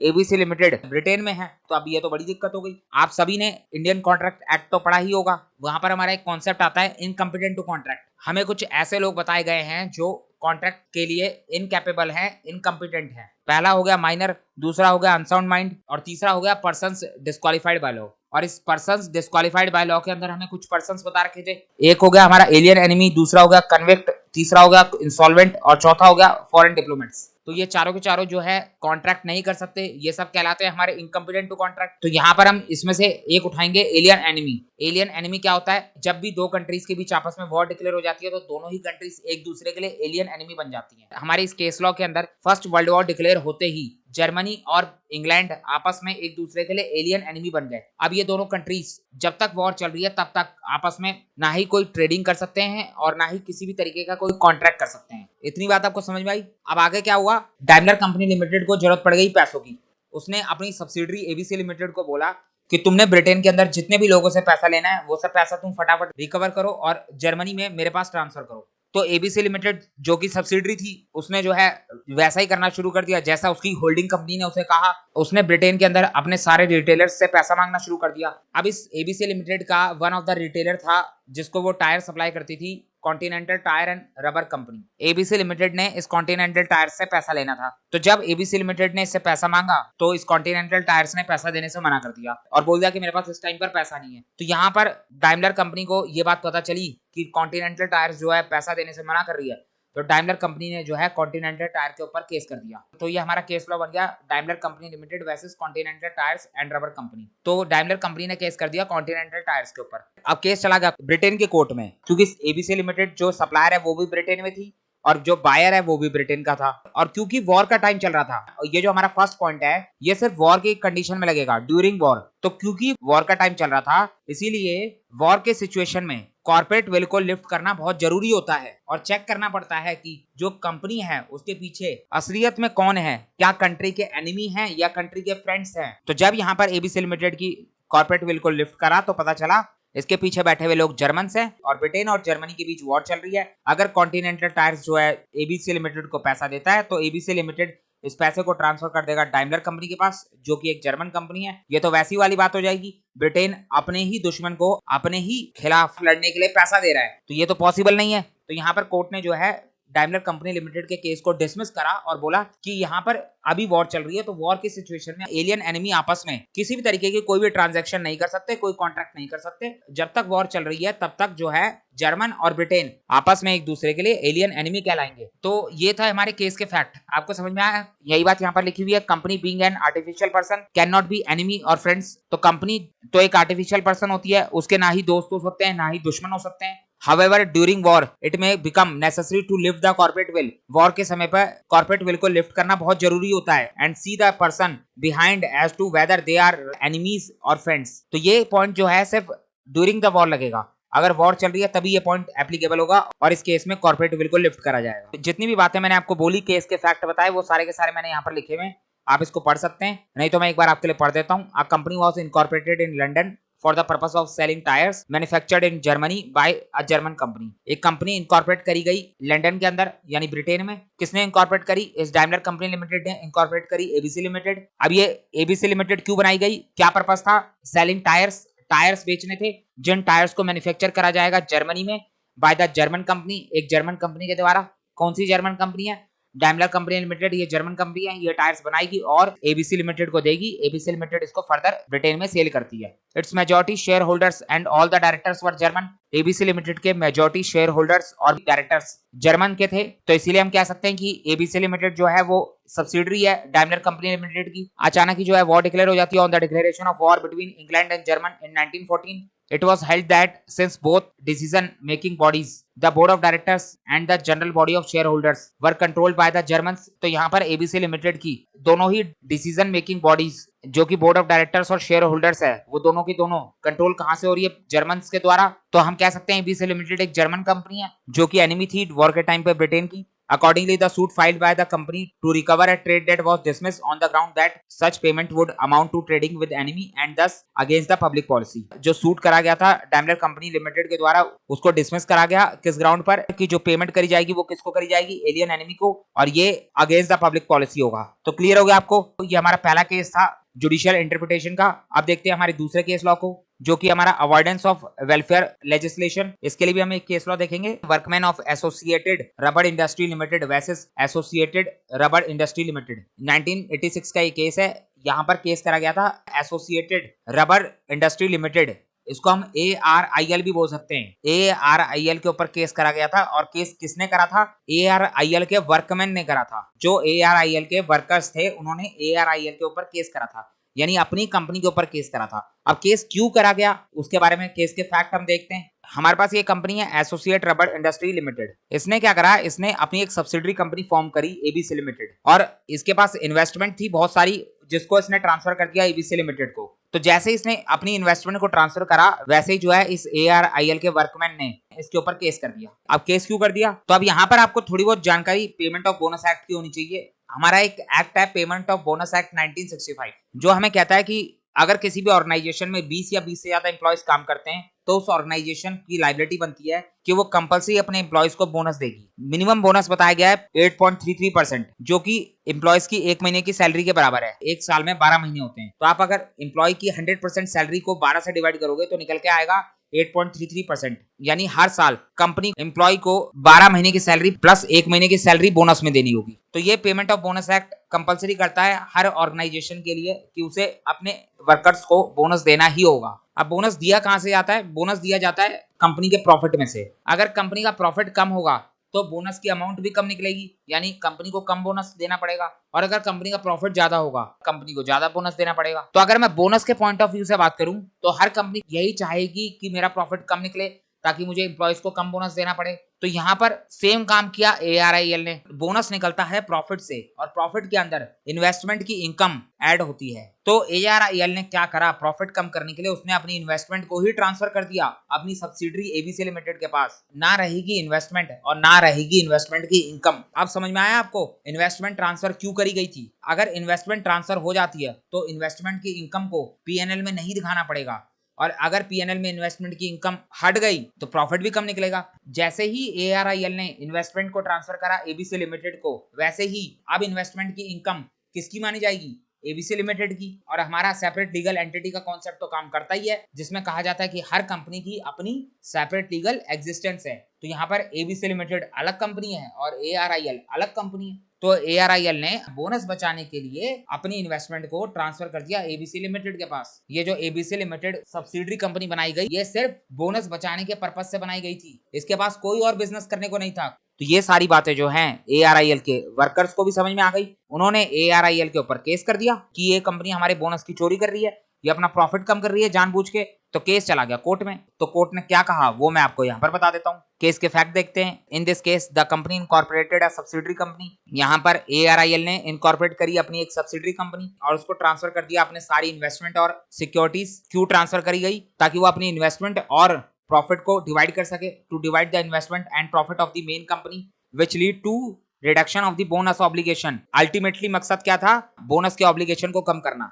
तो केस जब सुप्रीम कोर्ट में गया तो सुप्रीम कोर्ट ने बोला कि यहाँ पर जो सेपरेट लीगल एग्जिस्टेंस है सब्सिडरी कंपनी का, इसको डिसरिगार्ड करा जाता है। ये जो सब्सिडरी कंपनी बनाई गई है ये सिर्फ एम्प्लॉयज के बोनस की चोरी करने के लिए बनाई गई है। बोनस मिलना एम्प्लॉय का हक है। तो यहाँ पर ARIL ने एक तो वर्कर्स के साथ धोखा करा है, दूसरा पेमेंट ऑफ बोनस एक्ट की जो इंटेंशन है कि हर वर्कर को बोनस मिले उसको भी डिफीट करा है। तो इस केस में ABC लिमिटेड की कॉर्पोरेट विल को लिफ्ट करा गया और देखा गया कि इसके पीछे ARIL है। Separate existence of the subsidiary company would be disregarded for the purpose of evasion of bonus amount. यहाँ पर बोनस अमाउंट की चोरी करी जा रही है। इवेजन का मतलब होता है चोरी, which is payable to the workers. तो समझ में आ गया आपको? अब देख लेते हैं कि आखिर क्या लिखा गया था सेकंड पॉइंट के अंदर। Where it was found that sole purpose for the formation of the new company was to use it as a device to reduce the amount to be paid by way of bonus to the workmen। अगर company बनाने का soul purpose bonus के amount को कम करना था। अब यहाँ पर बोनस लिखा हुआ है, बोनस की जगह कोई और वेलफेयर स्कीम भी हो सकती है, कोई ऐसा पैसा जो वर्कर को एज अ वेलफेयर दिया जाता है। तो अगर बोनस कम करने के लिए ही सिर्फ एक नई कंपनी फॉर्म करी जाती है तो उस केस में Supreme Court upheld the piercing of the corporate veil to look at the real transaction. तो समझ में आ गया? ये हो गया हमारा सेकंड पॉइंट। अब देखते हैं तीसरे पॉइंट को, प्रोटेक्शन ऑफ रेवेन्यू। इसका केस लॉ है हमारे सामने, री सर ढिंगशॉ मानेकजी पेटेड 1927 का केस है। अब यहाँ पर री लिखा हुआ है, इस री का क्या मतलब है? री का मतलब होता है इन रेफरेंस टू। अब देखो इस केस के अंदर जो है सिर्फ एक ही पर्सन का नाम है, किसके अगेंस्ट केस हुआ उसके बारे में तो लिखा ही नहीं है। अब ये क्यों करा गया? तो कई बार जो है कुछ लैंडमार्क जजमेंट्स होते हैं या मैं कहूँ कुछ रिनाउंड केसेस होते हैं, या फिर कई बार जो है किसी गवर्नमेंट अथॉरिटी के अगेंस्ट केस होता है या किसी गवर्नमेंट अथॉरिटी ने किसी पर्सन के अगेंस्ट केस करा होता है। उस केस में अगर वो पर्सन बहुत ही रिनाउंड है, बहुत ही लैंडमार्क जजमेंट है, तो वहां पर सिर्फ अगर एक ही पर्सन का नाम लिख दिया जाए तो उतना ही काफी होता है। यहाँ पर ये नाम लिखा गया है ढिंगशॉ मानेकजी पेटेड, इसके आगे लिखा हुआ सर। आपको पता है कि इंग्लैंड में जो है अक्सर बड़े बड़े लोगों को अलग अलग टाइटल मिलते रहते हैं, तो उसी तरीके से यहाँ पर ढिंगशॉ को भी सर का टाइटल दे रखा है। इसका मतलब ये कोई छोटा मोटा इंसान तो है नहीं, बहुत अमीर इंसान था ये, तो यहाँ पर इसको सर का टाइटल मिला हुआ है। आगे री लिखा हुआ है इन रेफरेंस टू। अब ये री क्या हर बार लिखा जा सकता है? तो बिल्कुल, आप चाहो तो री को हर बार लिख सकते हो, जहां पर दोनों ही पार्टीज का नाम लिखते हो वहां पर भी लिख सकते हो, और चाहो तो सिर्फ एक पार्टी के नाम के आगे भी लिख सकते हो, तो उसमें कोई दिक्कत नहीं है। अब केस के फैक्ट क्या थे वो देख लेते हैं। सबसे इंपॉर्टेंट तो वही है। तो ये एक पर्सन था सर ढिंगशॉ, ये था बहुत अमीर आदमी। तो जब इतना अमीर था तो इसका मतलब इसके पास बहुत सारी इनकम आती थी। तो इसके पास one of the major income आती थी डिविडेंड से। इसकी बहुत सारी डिविडेंड इनकम थी। अब लेट सपोज मैं एग्जांपल के लिए एक डिविडेंड इनकम अज्यूम कर लेता हूं कि इस डेंशॉ के पास 10 लाख की डिविडेंड इनकम आती थी। केस भी देखो कब का है, 1927 का। उस टाइम पर 10 लाख बहुत ज्यादा हुआ करते थे। तो इसके पास 10 लाख की डिविडेंड इनकम आती थी। तो इसने क्या करा, इसने 4 प्राइवेट कंपनी इनकॉर्पोरेट करी, 4 प्राइवेट कंपनी बनाई और उन चारों कंपनी के पास इस डिविडेंड इनकम को ट्रांसफर कर दिया। इसके पास 10 लाख की डिविडेंड इनकम आई, उसने उस 10 लाख की डिविडेंड इनकम को इन चारों कंपनीज को 2.5 लाख रुपए ट्रांसफर कर दिया। 10 लाख खत्म हो गए। क्या इसके पास इनकम बची? बिल्कुल नहीं। इनकम कहां चली गई? इन 4 प्राइवेट कंपनीज के पास चली गई। अब केस कब का है? ये 1927 का। उस टाइम पर जो है इंग्लैंड के अंदर डिविडेंड इनकम के ऊपर टैक्स लगता था। तो यहाँ पर डेंशॉ ने उसी टैक्स को बचाने के लिए ये काम करा। इसने जो है अपनी 10 लाख की इनकम को डिवाइड कर दिया, 4 कंपनी खोल के सभी के पास 2.5 लाख रुपए इनकम ट्रांसफर कर दी। तो अब इससे टैक्स कैसे बच गया? उस टाइम पर जो है डिविडेंड के ऊपर एक एग्जाम्पशन लिमिट भी हुआ करती थी। लेट सपोज एग्जाम्पशन लिमिट मान लेते हैं 3 लाख रुपए, और इसके पास कितने आए थे? 10 लाख रुपए। इसने अपने 10 लाख रुपए को 4 प्राइवेट कंपनी के पास ट्रांसफर कर दिया। हर एक कंपनी के पास इनकम कितने की आई? 2.5 लाख रुपए की, और एग्जाम्पशन लिमिट कितनी है? 3 लाख रुपए की। तो बच गया टैक्स, किसी भी कंपनी के ऊपर टैक्स लगा ही नहीं। और बाद में इसने इन चारों कंपनी से उस 10 लाख रुपए को एज अ लोन के तौर पे वापस ले लिया। यहाँ पर डेंशॉ ने इन चारों कंपनीज के अंदर लोन दिखा दिया कि इन कंपनीज ने डेंशॉ को लोन दिया है 10 लाख रुपए का। तो ये पैसा घूम के डेंशॉ के पास आ गया और डिविडेंड इनकम के ऊपर टैक्स भी नहीं लगा, बचा लिया टैक्स। तो अब यहाँ पर इनकम टैक्स डिपार्टमेंट ने बोला कि ये क्या हुआ, हमारे पास टैक्स आने वाला था वो तो आया नहीं, हम तो देखते रह गए। तो यहाँ पर इनकम टैक्स डिपार्टमेंट ने डेंशॉ के ऊपर केस कर दिया, इसने गड़बड़ करी है, टैक्स इवेजन करा है। तो केस कोर्ट में चला गया। तो कोर्ट ने क्या जजमेंट सुनाया उसको देख लेते हैं। केस के फैक्ट देखते हैं पहले। Sir, Dinshaw was an affluent and wealthy person. He did large investment from which he was getting huge dividend and interest income. For tax evasion, tax की चोरी करने के लिए प्राइवेट कंपनी बनाने का सोल पर्पस क्या था? टैक्स की चोरी करना। For tax evasion he formed 4 private companies and distributed his investment as an agent for it. The income received was credited in the account of the company and the company handed back the amount to him as a pretended loan। यहाँ पर जो है इन चारों private companies ने वापस वो पैसा डेंशॉ को दे दिया और लोन दिखा दिया। He divided his income to reduce tax liability। तो ये उसने क्यों किया? क्योंकि वो टैक्स बचाना चाहता था। तो जब कोर्ट में केस गया तो कोर्ट ने देखा कि ये जो चारों प्राइवेट कंपनीज हैं इनका काम क्या है, ये कर क्या रही हैं। तो कोर्ट को पता चला कि ये तो कुछ भी नहीं कर रही, ये तो सिर्फ टैक्स को बचा रही हैं। ये चारों कंपनी डेंशॉ की हैं। The company was formed by SSC. जिस पर्सन की टैक्स पे करने की लायबिलिटी होती है उस पर्सन को एसएससी कहा जाता है। तो यहाँ पर टैक्स पे करने की लायबिलिटी किसकी है? डेंशॉ की, इसीलिए डेंशॉ को बोला जा रहा है एसएससी। कंपनी किसने बनाई थी? एसएससी ने, यानी डेंशॉ ने। और कंपनी बनाने का सिर्फ एक ही मकसद था, for avoiding tax, and the company was nothing more than assessee himself। The corporate will concept was lifted। तो इस केस में कॉर्पोरेट विल को लिफ्ट करा गया और इन चारों प्राइवेट कंपनी के पीछे जो रियल पर्सन है, जो रियल बेनिफिशियरी है, उसको पकड़ा गया। तो समझ में आ गया। तो ये हमारे तीसरे पॉइंट का नाम था प्रोटेक्शन ऑफ रेवेन्यू। तो गवर्नमेंट के लिए तो टैक्स रेवेन्यू होता है, तो अगर आप टैक्स की चोरी करोगे तो गवर्नमेंट के रेवेन्यू का नुकसान होगा। तो गवर्नमेंट का रेवेन्यू को बचाने के लिए कोर्ट जो है कॉर्पोरेट विल को लिफ्ट कर सकता है। The court may break the corporate shell of the company if he found that the company is formed for the purpose of evasion of tax or to remove tax obligation which is against the interest of the revenue of the government। तो समझ में आ गया आपको। तो ये third point हो गया। अब देखते हैं फोर्थ पॉइंट जो कि है fraud and evasion of contractual obligation. इसका केस लॉ है हमारा गिलफोर्ड्स मोटर्स कंपनी वर्सेस हॉर्न 1933 का केस है। इस केस में क्या हुआ था, इस केस के फैक्ट भी देख लेते हैं। तो यहाँ पर एक पर्सन था हॉर्न, वो एक कंपनी में काम करता था जो कि थी गिलफोर्ड मोटर्स। हॉर्न जो था इस कंपनी का एमडी था और इस कंपनी और हॉर्न के बीच में एक एग्रीमेंट हो रखा था। अब किस तरीके का एग्रीमेंट था वो यहाँ पर देखते हैं। केस के फैक्ट देखते हैं पहले। Horne was appointed as a managing director of the Gilford Motors. He signed a contractual agreement. उसने कंपनी के साथ एक कॉन्ट्रेक्चुअल एग्रीमेंट साइन कर रखा था that he will not solicit the customer of the company so long as he was working in that company or afterwards। तो contract क्या था? यहाँ पर हॉर्न ने एग्रीमेंट साइन करा था जिसमें हॉर्न ने बोला था कि मैं कभी भी कंपनी के कस्टमर की चोरी नहीं करूंगा। हॉर्न जो है वो कंपनी में एमडी था तो उसको कंपनी के सारे कस्टमर्स की जानकारी थी। तो उसने एक कॉन्ट्रैक्ट साइन करा था कि मैं कभी भी कंपनी के कस्टमर्स की चोरी नहीं करूंगा, कंपनी के कस्टमर को अपने पर्सनल कस्टमर नहीं बनाऊंगा, ना ही कंपनी में काम करते हुए और ना ही कंपनी छोड़ने के बाद कभी भी। लेकिन हुआ क्या, कुछ टाइम के बाद हॉर्न ने इस गिलफोर्ड मोटर्स की कंपनी को छोड़ दिया और छोड़ के अपनी अलग से एक कंपनी बना ली, ABC limited. But he was started his own company and the company was in the name of his wife and he left Gilford Motors. तो उसने गिलफोर्ड मोटर्स छोड़ दी और अपने वाइफ के नाम से अपनी एक कंपनी बना ली, ABC limited. As he was an ex employee he has knowledge about the customer of Guilford Motors and he started soliciting them। तो यहाँ पर जो हॉर्न था वो एक्स एम्प्लॉय था और साथ में मैनेजिंग डायरेक्टर भी था गिलफोर्ड मोटर्स का, तो उसे कंपनी के कस्टमर्स के बारे में सारी जानकारी थी, मैंने आपको बता दिया। तो उसने क्या करा, अपनी एक नई कंपनी बनाई एबीसी लिमिटेड, और गिलफोर्ड मोटर्स के कस्टमर को अपनी कंपनी में बुलाना शुरू कर दिया। जबकि उसने कॉन्ट्रैक्ट साइन करा था कि मैं कंपनी में रहते हुए चाहे कंपनी छोड़ने के बाद कभी भी गिलफोर्ड मोटर्स के कस्टमर की चोरी नहीं करूंगा, लेकिन उसके बावजूद उसने कॉन्ट्रैक्ट तोड़ा और कस्टमर की चोरी करी। तो इस केस में जो गिलफोर्ड मोटर्स थी, इसने हॉर्न के खिलाफ कोर्ट में केस कर दिया। तो कोर्ट में केस गया तो कोर्ट ने क्या बोला, it was held that Horne company was a fraud company and he breach his agreement against solicitation and therefore it was restrained from enticing away Gilford Motors company customer. तो court ने बोला कि ये जो horn की company है ABC limited, ये एक फ्रॉड कंपनी है, इसका मकसद सिर्फ गिलफोर्ड्स और हॉर्न के बीच करे गए एग्रीमेंट को ब्रीच करना है। तो इसीलिए यहाँ पर इस एबीसी लिमिटेड को रोका जाएगा, रिस्ट्रेन करा जाएगा गिलफोर्ड मोटर्स के कस्टमर को अट्रैक्ट करने से। तो क्या करा गया, एबीसी लिमिटेड की कॉर्पोरेट विल को लिफ्ट करा गया और देखा गया इसके पीछे जो है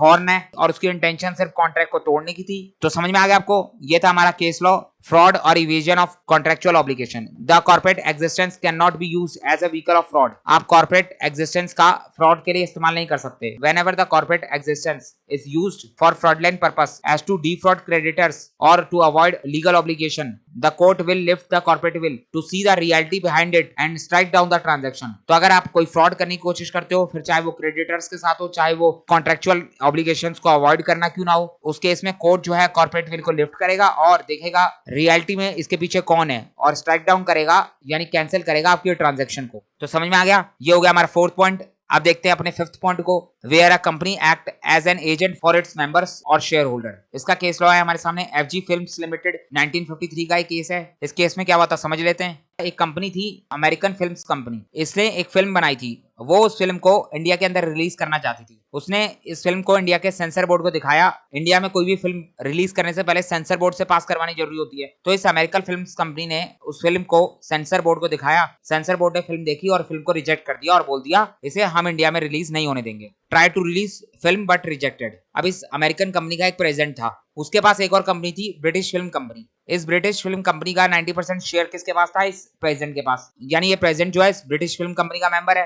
तो ये क्या करता है, अब अपनी फिल्म को रिलीज कराने के लिए इस ब्रिटिश फिल्म कंपनी का इस्तेमाल करता है। उसे पता था कि भले ही 1953 क्यों ना चल रहा हो, लेकिन अभी भी ब्रिटिशर्स का और इंडिया का आपस में बहुत कुछ लेना देना है। तो उसने सोचा अगर मैं ब्रिटिश फिल्म कंपनी के नाम से इस फिल्म को रिलीज करता हूं तो इंडिया का सेंसर बोर्ड इसको मना नहीं कर पाएगा। उसने जो है सेम फिल्म को दोबारा भेज दिया ब्रिटिश फिल्म कंपनी के नाम से इंडिया में। सेंसर बोर्ड ने दोबारा देखा और दोबारा रिजेक्ट कर दिया। सेंसर बोर्ड ने बोला कि ये फिल्म तो वही फिल्म है जो कि अमेरिकन फिल्म कंपनी ने हमें दिखाई थी। यहाँ पर तो सिर्फ ब्रिटिश फिल्म कंपनी के प्रेसिडेंट ने, यानी जो ब्रिटिश फिल्म कंपनी का मेंबर है, उसने इस ब्रिटिश फिल्म कंपनी को अपने काम के लिए एज एन एजेंट इस्तेमाल करा और इंडिया में फिल्म रिलीज करने की कोशिश करी। और हमें अच्छे से पता है कि कंपनी कभी भी किसी मेंबर की एजेंट नहीं होती। अब इंडिया की तरफ से फिल्म को रिजेक्ट करा गया तो इस ब्रिटिश फिल्म कंपनी ने कोर्ट में केस कर दिया। तो केस कोर्ट में गया, कोर्ट ने क्या कहा देख लेते हैं। केस के फैक्ट क्या थे, an American company made a film in India in the name of British film company. American company ने एक फिल्म बनाई जिसे वो इंडिया में रिलीज करना चाहती थी। किसके नाम से, एक ब्रिटिश कंपनी के नाम से।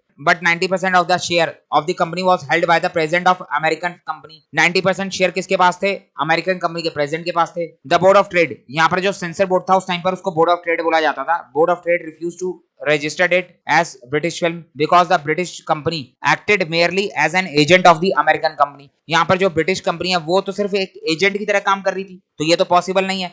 यहाँ पर ब्रिटिश फिल्म कंपनी की कॉर्पोरेट बिल्कुल लिफ्ट करा गया तो पता चला इसके पीछे बैठा हुआ real person American film company का प्रेसिडेंट है। तो क्या लिखा हुआ है फिफ्थ पॉइंट के अंदर, where a company act as an agent for its member और शेयर होल्डर। कंपनी कभी भी मेंबर्स की नहीं होती, कंपनी की अपनी अलग सेपरेट एग्जिस्टेंस होती है। और जब भी मेंबर्स कंपनी को एज एन एजेंट इस्तेमाल करने की कोशिश करेंगे तो उस केस में कॉर्पोरेट बिल को लिफ्ट करा जाएगा। If there is an arrangement between share holder and a company to the effect that the company will act as an share holders agent for the purpose of carrying on the business is essentially that of the shareholder.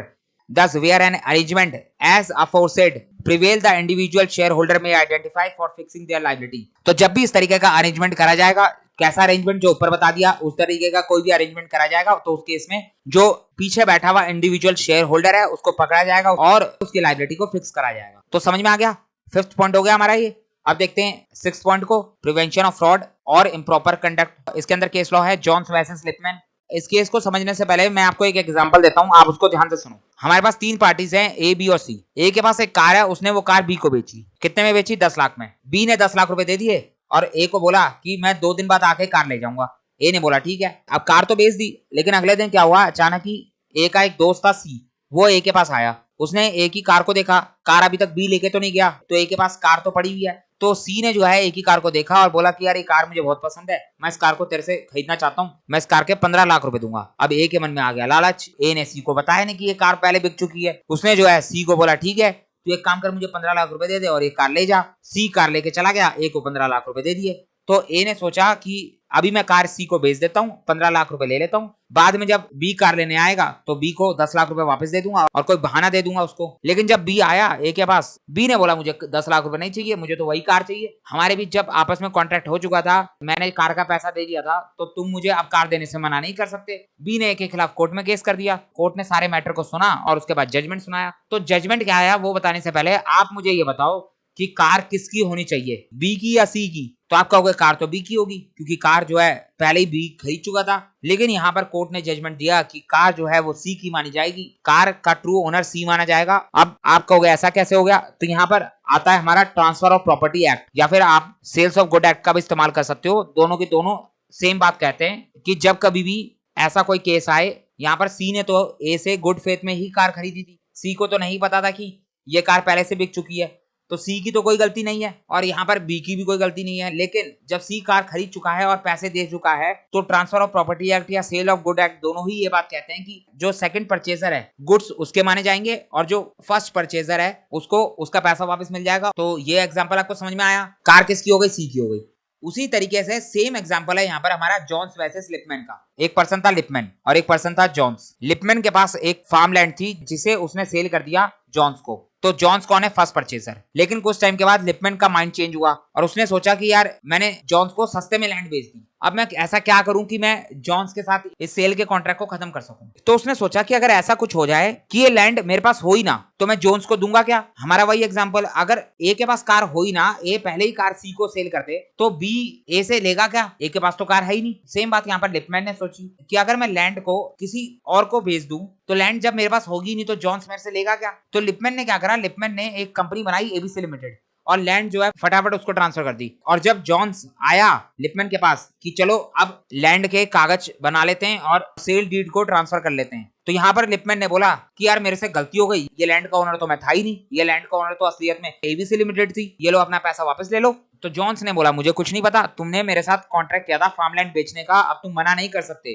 Johns ने जो है Lipman के ऊपर case कर दिया। तो case गया court में, कोर्ट ने केस को सुना और सुनने के बाद बोला कि इस लैंड का फर्स्ट परचेजर कौन है? तो पता चला वो तो जॉन्स है। और सेकंड परचेजर कौन है? तो वो तो एबीसी लिमिटेड है। तो अगर ट्रांसफर ऑफ प्रॉपर्टी एक्ट या सेल्स ऑफ गुड एक्ट लगाएं तो उसके हिसाब से तो सेकंड परचेजर के पास लैंड ट्रांसफर होगी, जो कि हमारी एबीसी लिमिटेड। यहाँ पर तो आराम से लिपमैन बच के निकल सकता है, वो जॉन्स को उसका पैसा वापस करेगा, बात खत्म। लेकिन यहाँ पर कोर्ट को इस केस के अंदर कुछ गड़बड़ लगी। कोर्ट ने पता लगाया कि ये जो एबीसी लिमिटेड है इसके पीछे असली में कौन बैठा है। कोर्ट ने जब इस केस के बारे में डिटेल में इंक्वायरी करी तो पता चला कि इस एबीसी लिमिटेड के पीछे तो लिपमैन बैठा है। असलियत में ये जो लिपमैन है इसने जानबूझकर अपने और जॉन्स के बीच के ट्रांजैक्शन को कैंसिल करने के लिए ये कंपनी फॉर्म करी एबीसी लिमिटेड। तो यहाँ पर एबीसी लिमिटेड की कॉर्पोरेट विल को लिफ्ट करके इसके पीछे बैठे हुए पर्सन को आइडेंटिफाई करा गया। तो अगर बात करें केस की फैक्ट की, तो आप केस के फैक्ट पढ़ सकते हो, ये केस के फैक्ट दिए गए हैं, आप इसको पढ़ लेना। तो यहाँ पर कोर्ट ने मिस्टर लिपमैन और उसकी कंपनी दोनों को ही ऑर्डर दिया कि सेल कॉन्ट्रैक्ट को परफॉर्म करा जाए और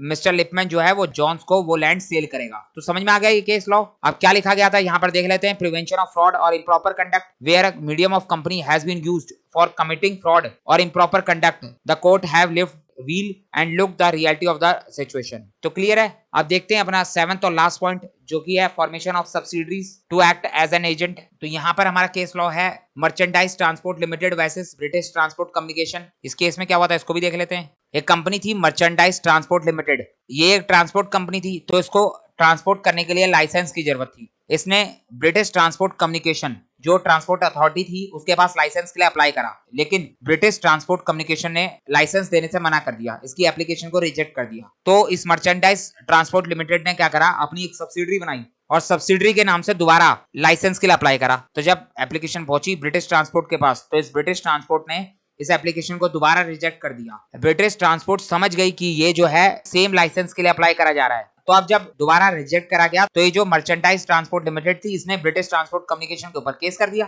केस चला गया कोर्ट में, तो कोर्ट ने क्या जजमेंट सुनाया देख लेते हैं। A transport company made an application for licence and on rejection of the same they made application in the name of its subsidiary. Transport company ने एप्लीकेशन दी जिसको रिजेक्ट कर दिया गया, तो उसने सेम एप्लीकेशन अपनी सब्सिडरी कंपनी के नाम से दे दी। तो यहाँ पर कोर्ट ने क्या बोला, the court found that the subsidiary company conducted no business nor had any income. तो यहाँ पर ये जो सब्सिडरी कंपनी है इसकी अपने आप में कोई इनकम नहीं है, ना ही कोई बिजनेस है, ये तो सिर्फ बनाई ही गई थी लाइसेंस लेने के लिए। तो यहाँ पर ये कंपनी क्रिएट करी गई थी merely for obtaining the licence, therefore both the company was acting toward a common cause. तो इस केस में ये दोनों कंपनी को एक सिंगल इकोनॉमिक यूनिट माना जाएगा। तो यहाँ पर हो क्या रहा था, यहाँ पर एक सब्सिडरी कंपनी बनाई जा रही थी और उस सब्सिडरी कंपनी से एजेंट के तौर पे काम करवाया जा रहा था। If the subsidiary company is formed just to work as an agent, यहाँ पर सब्सिडरी कंपनी सिर्फ होल्डिंग कंपनी की एजेंट के तौर पे काम कर रही है, तो उस केस में then the holding company of that subsidiary company is directly liable for the any act of that subsidiary company. तो इस केस में जो होल्डिंग कंपनी होगी वो सब्सिडरी कंपनी के किसी भी एक्ट के लिए डायरेक्टली लायबल होगी। तो समझ में आ गया।